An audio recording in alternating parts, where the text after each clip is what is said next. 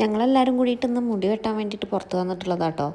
അപ്പോൾ അതേ ആദ്യം അമ്മുവാണ് കയറി ഇരുന്നിട്ടുള്ളത്. അവിടെ നല്ല തിരക്കുണ്ടായിരുന്നു.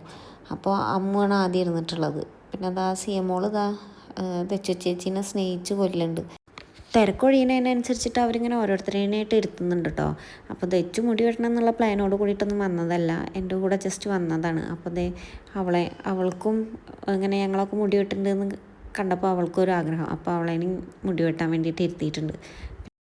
സത്യത്തിൽ സിയമോളുടെ മുടി വെട്ടാനായിരുന്നു പ്ലാന്. പക്ഷേ ആ പ്ലാനൊക്കെ മാറി അവസാനം ഞങ്ങൾ 3 പേരുമാണ് മുടിയൊക്കെ വെട്ടിയത്. ഇനി സിയമോളുടെ മുടി ഒരു ദിവസം വെട്ടണം, അല്ലെങ്കിൽ മൊട്ടടിക്കുക എന്തെങ്കിലും ചെയ്യും. ഇവരുടെ മുടി വെട്ടൽ കഴിയണ വരെ ഞാനും സിയമോളും അവിടെ കുറേ നേരം വെറുതെ ഇരുന്നു കേട്ടോ. അവിടെ പാട്ടൊക്കെ വെച്ചിട്ടുണ്ടായിരുന്നു. അപ്പോൾ ആ പാട്ടൊക്കെ കേട്ട് ഡാൻസൊക്കെ കളിച്ചിട്ടാണ് ഇങ്ങനെ ഇരിക്കുന്നത്. പിന്നെ ഞാൻ സിയമോളേനെ ഒതുക്കിയിരുത്താൻ വേണ്ടിയിട്ട് ബാഗിൽ മിഠായിയൊക്കെ എടുത്ത് വെച്ചിട്ടുണ്ടായിരുന്നു.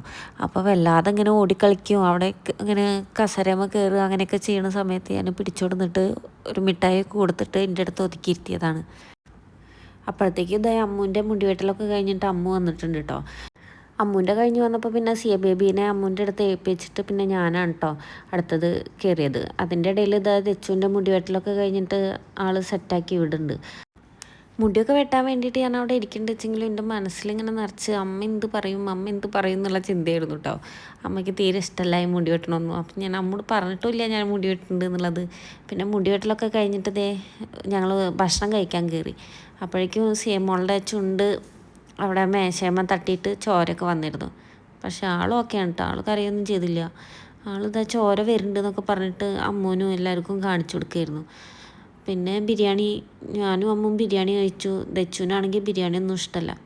ദച്ചു പൊറോട്ടയും പിന്നെന്തായിരുന്നു ചിക്കൻ 65 അങ്ങനെ എന്തോ ആയിരുന്നു. സിയമോളും ഒറ്റയ്ക്ക് ഭക്ഷണമൊക്കെ കഴിച്ചു. പിന്നെ സിയമോള് ബിരിയാണി കഴിച്ചതിൻ്റെ ക്ഷീണം തീർക്കാൻ അവിടെ തന്നെ കിടന്നിട്ടൊക്കെ ക്ഷീണം തീർക്കുകയാണ്. ആരെയും എടുക്കാനൊന്നും സമ്മതിക്കണില്ല. പോവാൻ വേണ്ടി നിൽക്കുമ്പോൾ അവൾ വരാൻ കൂട്ടാക്കാതെ അവിടെ കിടന്ന് വാശി പിടിക്കണം കേട്ടോ.